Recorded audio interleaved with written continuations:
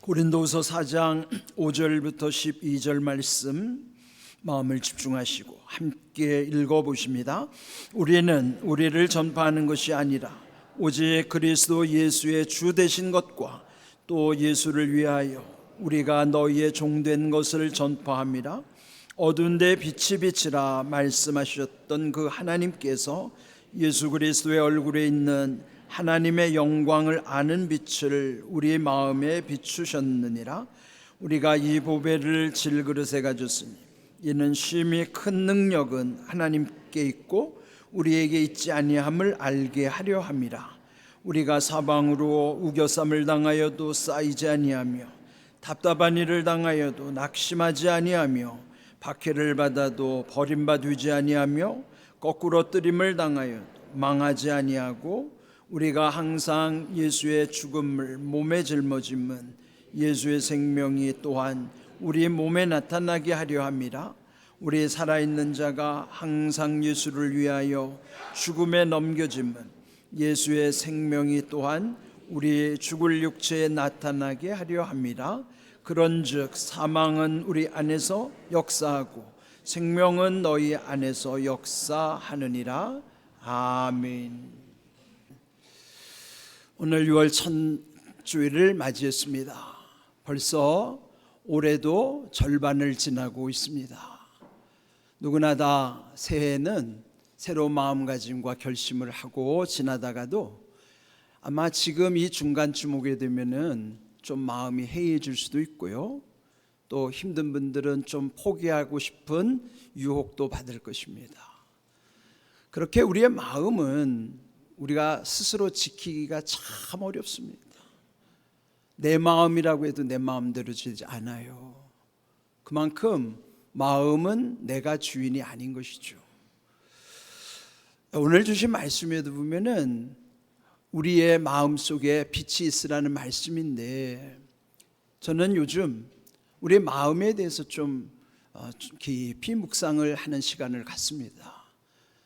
하나님을 알지 못하는 세상 사람들도 요즘은 마음 공부에 관심을 많이 가지고 그 마음 챙김, 마음 다스림에 대한 어떤 수양이라든지 또 기법을 배우려고 참 많이 노력을 합니다.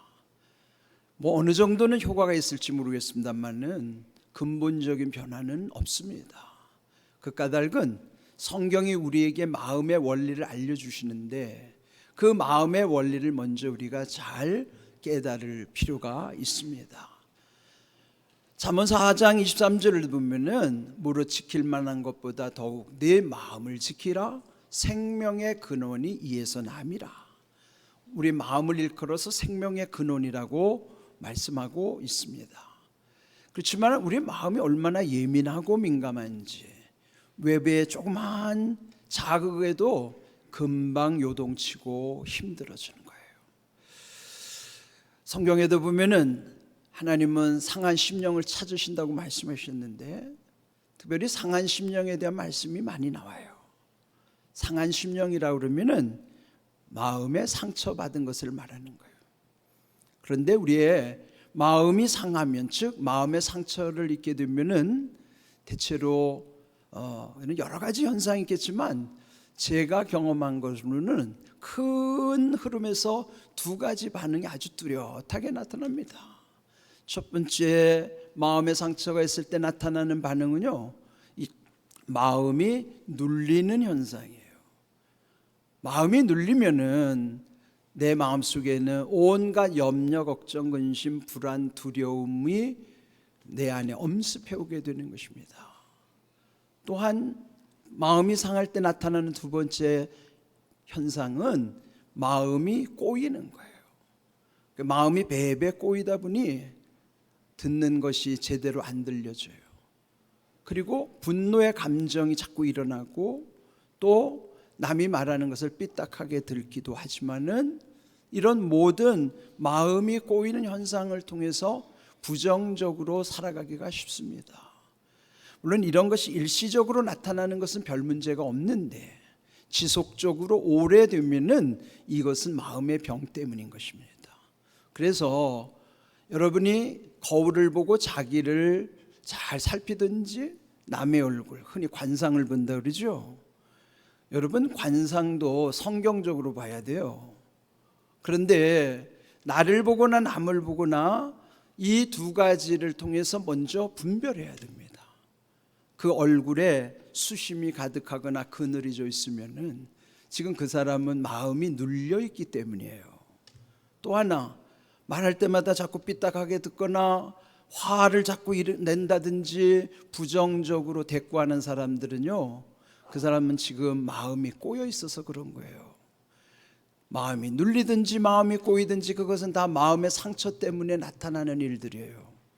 먼저 이 현상을 알게 되면은 여유를 갖게 되는 거예요. 아, 이 사람이 지금 정상이 아니구나. 내 속에 그런 현상이 일어나거든 남의 모습에서 그런 현상이 보이면 그거는 지금 정상이 아닌 거예요. 비정상인 거예요. 그럼 정상이 뭘까? 하나님이 우리에게 주신 정상은요, 평안한 마음이에요. 그럼 평안한 마음은 우리가 가질 수 없죠. 그래서 성경은 너희 안에 이 마음을 품으라 곧 그리스도 예수의 마음이니, 예수님의 마음이 우리 가운데 있을 때만이 평안한 것이지, 예수님의 마음이 없거나 잃어버리면요, 우리 마음 평안할 수 없어요. 그래서 지금 말씀드린 것 같은 이런 부작용들이 우리 삶 속에 시시각각 나타나는 것입니다. 문제는 그런 마음을 그대로 방치해 준다고 해서 사라지지 않아요. 마음의 상처들은 치유돼야 되는데 그대로 방치한다 그러면 더 심해질 수밖에 없습니다. 더 문제는 이러한 우리의 마음의 상처를 누가 악용하는가 하면은 마귀가 교묘하게 헤집어 놓습니다. 그래서 이 거룩한 공동체, 가정이나 교회 안에서 또 막역한 사람들의 그런 관계들을 다 깨트려 놓게 되는 거예요. 그 상처는 또 다른 사람에게 더 큰 상처를 줄 수도 있습니다. 그렇기 때문에 우리의 마음의 상처를 그대로 두면 안 되는 것이고, 그 마음의 상처가 어떻게 회복되어야 되는가를 오늘 이 성경의 원리를 통해서 깨닫고 또 우리에게 주신 그 약속을 믿고 의지할 때에 우리 안에 이런 상한 심령, 이런 마음에 나타나는 온갖 병리적인 현상과 부작용들을 해결할 수가 있어요. 이길 수가 있다는 것이죠. 오늘 제목은 빛이 우리 마음에, 빛을 우리 마음이라고 하는 것이, 오늘 읽은 6절의 말씀에 보면은 어두운 데 빛이 비치라 말씀하셨던 그 하나님께서 예수 그리스도의 얼굴에 있는 하나님의 영광을 아는 빛을 우리 마음에 비추어 주셨느니라. 여기 처음에 어두운 데 빛이 있으라 그 말씀하신 것은 창세기 1장 3절이에요. 하나님이 태초에 천지를 창조하실 때 첫날 창조하신 것이 빛의 창조예요. 창세기 1장 3절에 빛이 있으라 말씀하셨더니 빛이 있었다. 즉 창조의 우선순위가 빛으로부터 시작이 되는 것이고, 빛을 통해서 모든 생명을 하나님께서 창조하시는 것, 그러므로 빛은 생명의 근원인 것입니다. 태초에 빛을 창조하신 하나님은 오늘 우리에게는 예수 그리스도 얼굴에 있는 하나님 영광을 아는 빛을 우리 마음에 비추어 주신다고 약속하시는 거예요. 우리에게 비춰지는 빛은 예수 그리스도를 통해서 우리의 마음에 비추시는 빛이에요. 예수 그리스도께는 하나님의 영광을 알게 하는 빛이 있기 때문이에요. 그 영광의 광채가 우리 마음에, 특별히 우리의 어두운 마음, 상한 마음에 비추어질 때만이 우리의 마음이 회복이 되는 것입니다. 요한복음 8장 12절 말씀에는 나는 세상의 빛이니 나를 따르는 자는 어둠에 다니지 아니하고 생명의 빛을 얻으리라. 태초에 하나님은 빛을 먼저 창조하셨는데 예수님은 더 구체적으로 세상의 빛으로 오셨고, 더 구체적으로 나에게는 생명의 빛을 얻게 하신 거예요. 그렇다면 예수님은 세상의 빛이요 생명의 빛이십니다. 구체적으로 우리 안에 생명의 빛으로 역사하시는 주님이시라는 사실을 알려주시는 거예요. 이렇게 회복되는 것이 얼마나 중요한 것인가. 우리가 사는 세상, 또 우리의 현실, 나라는 존재, 그것이 우리가 얼마나 연약한 것인가를 먼저 알려주시는 거예요. 나는 연약하고 세상은 감당하기 어려운데 이 말씀을 오늘 본문 7절에서 이렇게 말씀하시는 거예요. 우리가 이 보배를 질그릇에 가졌으니 이는 심히 큰 능력은 하나님께 있고 우리에게 있지 아니함을 알게 하려 함이라. 하나님이 이 말씀을 알게 하시는 목적은 나라는 존재는 질그릇 같다는 거예요. 질그릇은 흙으로 만든 그릇이니 금방 깨지기 쉽고 또 값으로도 귀하게 쳐주지도 않는 그릇이에요. 우리 인생이 이와 같이 다 질그릇같이 연약한 존재임에도 불구하고 그 질그릇 안에는 보배이신 예수님이 계실 때 심히 큰 능력, 그 하나님의 능력이 우리 가운데 임한다는 사실을 알려주시는 겁니다. 보배이신 예수님은 질그릇 같은 내게 임하실 때에 우리의 이런 모든 삶 속에는 심히 큰 하나님의 능력으로 감당하게 하시는 거예요. 그렇다면 우리가 감당해야 될 세상은 어떤 세상일까요? 그 다음 8절 9절의 말씀을 보면은 우리가 사방으로 우겨쌈을 당하여도 쌓이지 아니하고 답답한 일을 당하여도 낙심하지 아니하며 박해를 받아도 버림받지 아니하며 거꾸로 뜨림을 당하여도 망하지 아니하고 그랬습니다. 여기 보시면요, 네 가지를 바울이 강조하는데 공통점은 뭐냐면 당하고 또 당하고 또 당하는 거예요. 그러니까 우리 인생이 이렇게 당할 수밖에 없는 세상, 그거 우리가 감당할 수 없기 때문이에요. 근데 이렇게 당할 수밖에 없는 세상에서 질그릇 같은 존재가 어떻게 이걸 감당하겠어요? 질그릇같이 연약한 내게 보배이신 예수님이 계실 때만에 심히 큰 능력이 하나님께로부터 내게 임한다는 사실을 알려주시는 거예요. 여기서 구체적으로 네 가지 중요합니다. 첫 번째로는요, 우겨쌈을 당하여도 쌓이지 않게 하시겠다는 거예요. 우겨쌈이라는 게 뭘까요? 이것도 사방으로 동서남북이 다 막혀 있고 마치 여러분 쌈 싸먹는 것처럼 그 속에 내가 들었다고 생각해 보십시오. 얼마나 숨이 막힐 지경이고 아무 길도 보이지 않는 그 우겨쌈을 당할 때 그건 우리가 감당할 수 없죠. 그러나 보배이신 예수님 내 안에 계시면은 쌓이지 않게 하시겠다는 거예요. 두 번째로 답답한 일을 당할 때입니다. 답답한 일 한두 번 당한다고 해서 낙심할 일이 아니라 그 답답한 일이 계속 지속되면은 누구라도 낙심할 수밖에 없어요. 낙심이라는 한문은 떨어질락 마음 쉽죠. 마음이 뚝 떨어지는 거죠. 그 마음이 뚝 떨어진다는 건 뭐예요? 그런 마음이 완전히 탈진한 상태라 이 답답한 일을 당하면은 그거 우리 힘으로 감당할 수가 없는 것입니다. 그러나 보배이신 예수님이 내 안에 계실 때만이 아무리 답답한 일 당한다 하더라도 낙심하지 않게 하시겠다는 약속이죠. 세 번째, 박해를 당할 때 여러분 박해 당하면은 하나님이 나를 버리신 거 아닌가라는 의심이 자꾸 들어와요. 그런데 주님이 내 안에 계실 때만이 박해를 당할 때에도 나는 버림받은 존재가 아니라는 확신을 갖고 살아가는 것입니다.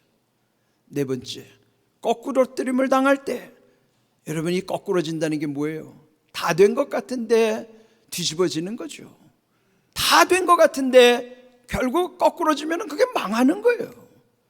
그런데 이렇게 우리 인생이 거꾸로 뜨림을 당하여도 망하지 않게 하시겠다는 거죠. 그는 우리가 질그릇의 존재는 거꾸로 뜨림 당할 때는 망할 수밖에 없지만 그 안에, 내 안에 보배이신 예수님 계시면은 심히 큰 능력이 하나님께로부터 임한다는 사실, 그래서 이 모든 거 감당케 하신다는 거예요. 이거 우리가 원하는 사람이 누가 있겠어요? 이렇게 당하는 걸 희망하는 사람이 누가 있겠습니까? 아무도 원하지 않는 이 당하는 현실들이 우리 앞에 도처에 도사리고 있어요. 우겨쌈을 당하여도 답답한 일을 당하여도 박해를 당하여도 거꾸로 뜨림을 당하여도 이게 우리의 힘으로 감당할 수 없지만 질그릇 같은 내 속에 보배이신 예수님이 계실 때만이 이런 모든 환경에 능히 감당하고 이기게 하신다는 것이죠. 왜 그럴까요? 우리에 앞서서 예수님은 이것보다도 더 심각한 것들을 다 당하신 다음에 이겨내셨기 때문이에요. 누가복음 18장 32절 33절을 보면은 인자가 이방인들에게 넘겨져 희롱당하고 능욕당하고 침뱉음 당하고 채찍을 당하고 죽임 당할 것이나 5번이나 당한다는 게 강조되고 있습니다. 희롱을 당하는 것은 그냥 말로 나를 업신여기는 정도. 근데 우리도 누군가가 나를 험담하면 자존심이 상해서 못 참잖아요. 우리는 희롱당하는 거 하나도 참을 수 없는 존재인데, 예수님은 희롱당하는 걸 넘어서 욕을 당하시면서 침뱉음까지 당하시고 채찍질을 당하시면서 마침내 십자가에서 죽임을 당하시기까지 그분은 잠잠하셨어요. 대꾸하지 않았어요. 반응 보이지 않았어요. 오직 하나님께 맡겼어요. 그리고 3일 후에 살아날 것이라고 하는 그 소망을 십자가를 지시기 전에 미리 제자들에게 말씀하신 내용이 이 내용이에요. 우리도 우겨쌈을 당하는 것으로부터 해서 거꾸로 뜨림을 당하기까지 당하고 또 당하는 현실이지만은, 예수님은 당하고 또 당하고 또 당했었지만은 이길 수 있는 비결이 부활의 소망이에요. 다시 살아나리라고 하는 그 소망. 여러분, 망했더라도 다시 일어날 수 있다는 소망과 약속만 있으면 망하는 것이 뭐 됐습니까? 다시 일으켜 주신다고 하면, 여러분, 이게 우리의 힘으로는 감당할 수 없는 우리는 삶을 살아갈 수밖에 없는 거예요. 그래서 오늘 여기 주신 말씀처럼 우리가 당할 수밖에 없는 현실 속에서 미리 우리보다 먼저 당하신 주님이 우리 가운데 오시겠다는 거예요. 질그릇 같은 나를 보배이신 주님이 찾아오시겠다고 말씀하신 것이죠. 10절을 보시면은 우리가 항상 예수의 죽음을 몸에 짊어지면 예수의 생명이 또한 우리 몸에 나타나게 하려 함이라 그랬어요. 예수의 죽음이란 십자가를 뜻하는 거예요. 근데 예수님이 우리를 초청하실 때에도 십자가로 초청하십니다. 너희가 나를 따르려면은 먼저 자기를 부인하고 두 번째는 자기 십자가를 지고 나를 따라오라고 말씀하시는 거예요. 네, 여러분, 그 십자가를 지고 간다고 하는 것은 주님의 십자가 안으로 나이가 감당해야 되는 십자가를 지고 함께 가는 것이죠. 우리에게 주신 우리가 지는 십자가는 예수님의 십자가 속으로 들어갈 때에 그 짐이 거기서 풀리게 돼 있어요. 갈라디아서 2장 20절 바울이 고백한 대로 내가 그리스도와 함께 십자가에 못 박혔나니. 우리 예수 믿으면요, 먼저 초청하는 것이 십자가로 초청하는 거예요. 자기 십자가 지고 내게로 오라면 나의 십자가 안으로 들어오라는 거예요. 그러면은 내가 그리스도와 함께 십자가에 못 박혔다는 것은 십자가 속에서 내 죽음을 경험하게 하시고 내 죽음을 시인하게 하시는 거예요. 그건 뭐예요? 주님이 죽으실 때 나도 죽었음을 믿고 인정하면, 그 다음부터 나는 죽었음을 인정하니까 죽은 사람은 반응이 없어요. 죽은 사람은 마음이 눌릴 것도 없고 마음이 꼬일 것도 없어요. 그러면 내가 십자가에서 죽음을 경험하고 인정한 사람만이 마음의 상처가 없어지는 거예요. 왜요? 죽었으니까 반응을 보이지 않는 것이죠. 왜요? 주님을 생각하니까. 그게 비결이란 말이에요. 근데 왜 우리는 그게 안 될까요? 아직 안 죽었거든요. 죽은 것 같은데 기절한 정도, 그 정도 수준밖에 안 돼. 또 살아나가지고 우리 그냥 조그마한 것에도 우리도 그냥 분노의 감정을 이기지 못하잖아요.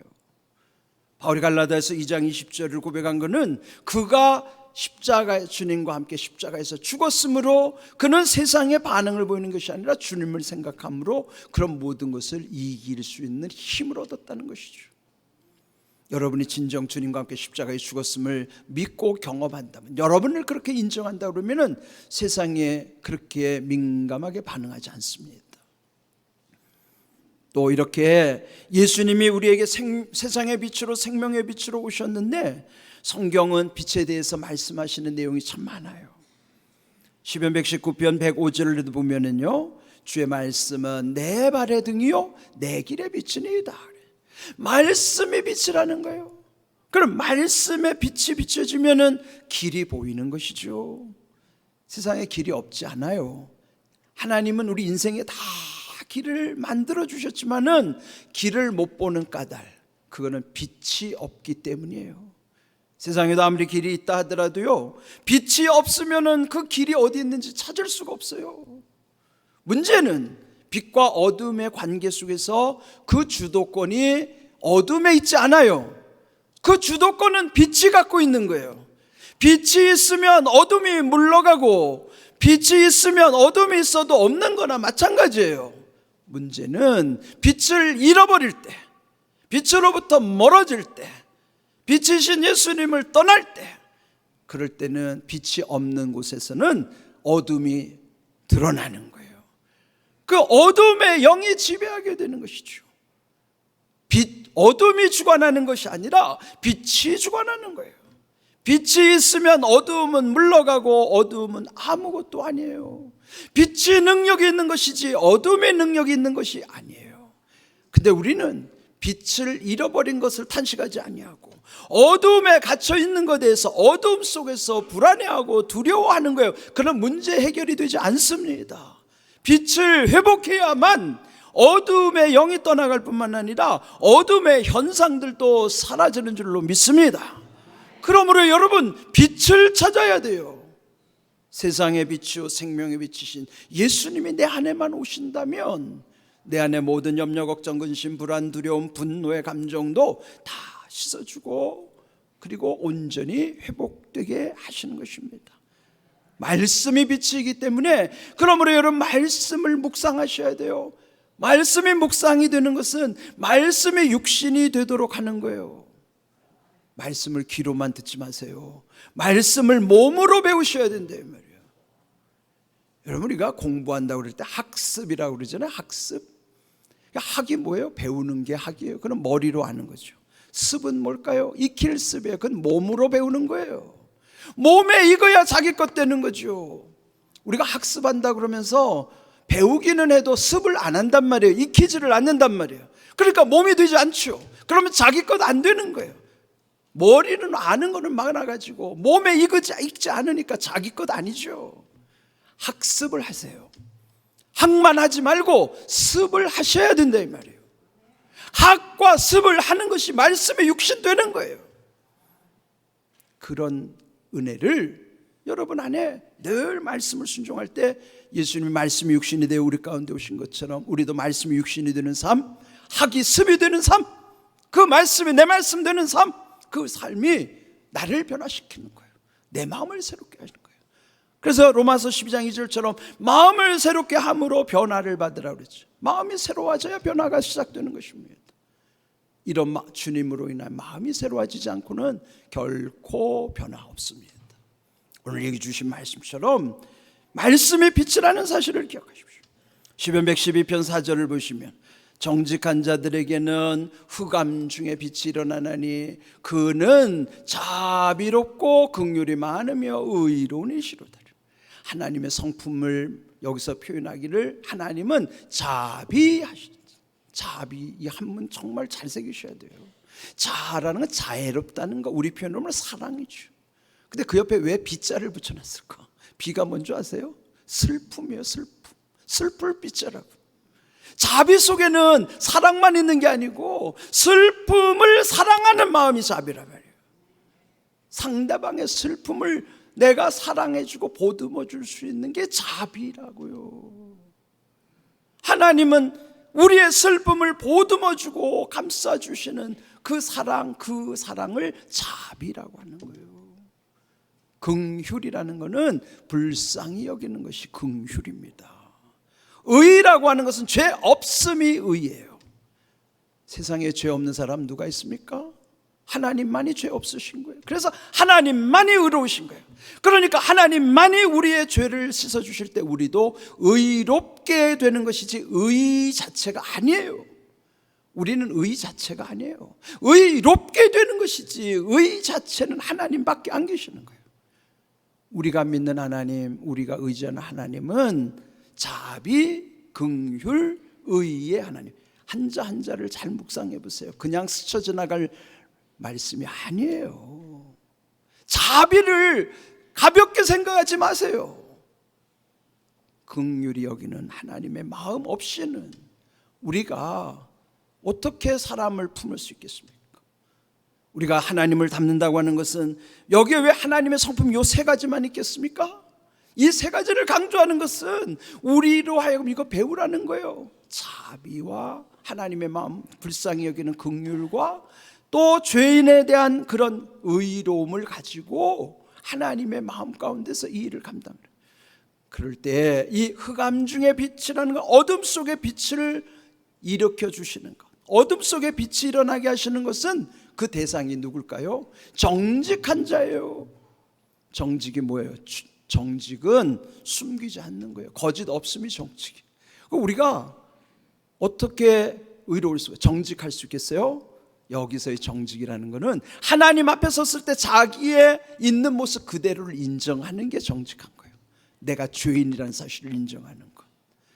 그래서 회개라고 하는 것은 정직한 자만이 회개할 수 있는 것이지 정직하지 않은 자는 회개할 수 없어요. 정직한 자, 그에게 이 흑암 중에 빛을 비춰주시는 하나님의 은혜를 기억하십시오. 더 중요한 것은 전도서 11장 7절, 빛은 실로 아름다운 것이라 그랬어요. 여러분, 빛이 왜 아름답까요? 빛이 있어야 색깔이 다 드러나는 것이지, 이러면 우리 색깔이라는 것도 빛 속에서 분별되는 게 색깔이에요. 다양한 색깔들. 빛이 없는 어둠 속에는 이 색이 드러나지 않아요. 색이 뭐야? 우리가 각각 다 다른 게, 우리 색깔이 다 다르잖아요. 우리의 성품도, 우리의 기질도, 우리의 모든 여건과 환경도 그 색깔들이 다 다르다고요. 그런데 이런 빛 가운데서 그 모든 것이 아름답게 조화를 이루게 하시는 거예요. 우리는 그거 가지고 차별을 하는데 도구로 삼지만은 그 각각의 다양성이 차별의 대상이 아니라 아름답게 하시는 게 하나의 목적이에요. 그거는 빛이 비춰지는 곳에, 하나님의 빛이 비춰지는 곳은 이렇게 실로 세상을 아름답게 하시는 거예요. 이런 귀한 은혜. 그러면 마지막까지도 그 빛이 우리에게 어떻게 비춰지게 하시는가? 다니엘서 12장 3절 말씀, 지혜 있는 자는 궁창의 빛과 같이 빛날 것이요 많은 사람을 옳은 대로 돌아오게 하는 자는 별과 같이 영원토록 빛나리라. 빛을 우리 마음에 비춰주신 주님은 우리를 영원토록 빛나게 하시겠다는 것이죠. 근데 영원토록이라는 말은요, 이 세상에 어울리는 말이 아니에요. 이 세상에는 영원함이 없습니다. 영원토록, 영원이라는 말은 천국에서만 사용할 수 있는 말이에요. 그는 뭘까요? 우리의 마지막에 갈 천국에서 이 땅에서 지혜롭게 살아온 자들, 또 죄인들이 주님께로 돌아오게 하는 그 사람들, 그건 영혼을 사랑하는 이들, 전도하는 게 이렇게 귀한 일이에요. 그런 사람들을 천국에서는 영원토록 빛나게 하시겠다는 거예요. 그건 뭘까요? 성도가 제대로 이 세상에서 하나님의 은혜를 누리면서 하나님을 기쁘시게 한 사람에게는 이렇게 우리의 마지막 모습을 보여주시는 거예요. 영원토록 빛나게 하시겠다. 얼마나 영광스럽습니까? 우리는 그런 존재란 말이에요. 이 땅에서 별이 되는 것, 이 땅에서 스타가 되는 게 목적이 아니에요. 천국에서 별이 되는, 천국의 스타가 되는 거예요. 땅의 스타가 뭐예요? 땅의 스타들은요, 물론 다 그런 건 아니지만 조금만 올라가면은 자기가 스타라고 하는 사람들은 스스로 타락하는 스타들이에요. 다. 그래서 무너지잖아요. 조금만 잘 되면 무너지는 거예요. 우리는 천국에서 별과 같이, 별과 같다는 거는, 별과 같은 거는 별이 아닌 거예요. 별과 비교할 수 없이 영원토록 빛나는 존재가 되게 하시다. 이렇게 우리에게 약속하신 하나님의 은혜를 오늘 이 말씀 속에, 우리 마음은 우리가 어떻게 할 수도 없는데, 내 마음의 주인은 내가 아니고 내 마음 먹은 대로 되지도 않아요. 그런데 우리의 마음을 어떻게 관리하겠어요? 마음의 원리를 오늘 깨닫게 하셨으니 이 마음은 오직 하나님의 은혜로만이. 그렇다면 오늘에게 그 빛을 비춰주시는 예수님이 우리 가운데 오셔야만이 우리의 모든 마음이 회복이 되고 그 마음을 온전히 지킬 수도 있을 뿐만 아니라 그 마음 속에 하나님이 주시는 은혜가 얼마나 큰 것인가를 깨닫게 하시는 거예요. 여러분, 인생 길지 않아요. 너무 세상에 집착하지 마십시오. 우리에게 이렇게 은혜 주시는 예수님께 집중하시기를 바랍니다. 그 예수님이 답이에요. 그 예수님이 우리에게 빛을 비춰주시고 예수님이 빛 자체이십니다. 예수님 안에 있으면은 우리의 모든 어둠의 영들이 떠나가는 것이고, 그 예수님이 비춰주시는 빛이 오늘 우리의 상한 심령들을 회복시켜 주시는 거예요. 왜 그럴까요? 빛은 치료의 수단이에요. 요즘은 병원에 가면 빛으로 치료하는 게 많아요. 무슨 온열기구에 보면 무슨 적외선 원리, 또 레이저 뭐예요? 강력한 빛이 레이저예요. 그것으로 사람의 육신도 치유하시는데, 강력한 빛의 자체이신 예수님이 우리 안에 계시면 이 마음의 병이 이거 회복 안 되겠습니까? 여러분, 마음이 풀려야 여러분 문제도 풀리기 시작하는 거예요. 마음이 눌려있거나 마음이 꼬여있으면 문제가 점점 심각해져요. 몸도 망가지고 생활도 파탄이 되고요. 마음이 회복되는 것이 우선입니다. 마음이 풀려지려면 우리 힘으로 안 돼요.